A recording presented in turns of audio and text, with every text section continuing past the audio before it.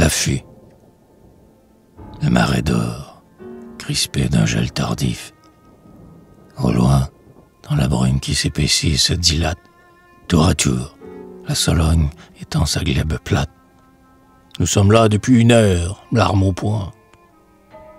Et tout à coup, tandis qu'une étoile clignote, puis 2, puis 3, puis des centaines, des milliers, voici qu'éclaboussant de pourpre les halliers, jaillit sur l'horizon la lune solognote.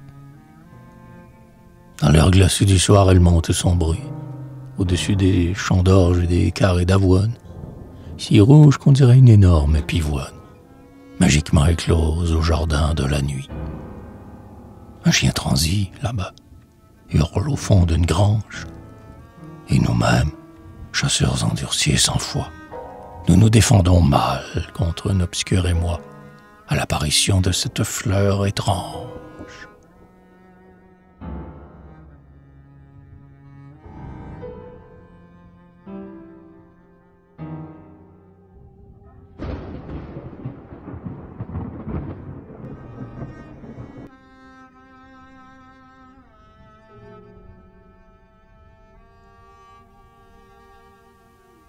Paysage du ciel, si beau et si divers, nous habitons trop près de vos profondeurs bleues.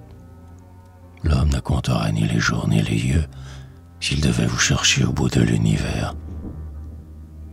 Nous vous connaissons trop, couchant, aube fleurie, l'habitude à blaser nos yeux sur vos beautés, et c'est en vain que sur les champs et les cités, vous déployez l'azur et l'or de vos féeries.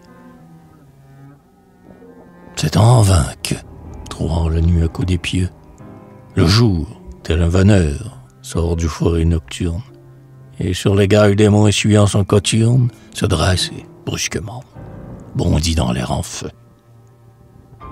Blanc Cyrus qui broutait l'aérien package, lune en fleurs, astre d'or, il faut comme ce soir, pour forcer nos regards à vous apercevoir, quelque fût solitaire au bord d'un marécage. Il faut la frissonnante immensité des nuits. Tant de magnificence est rassemblée en elle, que notre âme d'antan, notre âme originelle, remonte tout à coup dans nos yeux éblouis.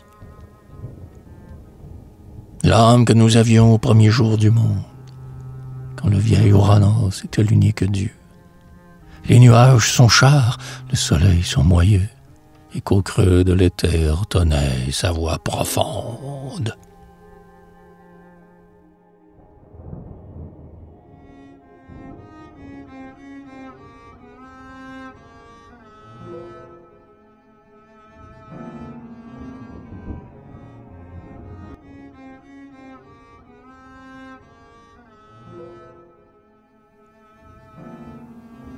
Hélas, presque aussitôt l'ombre en nous redescend.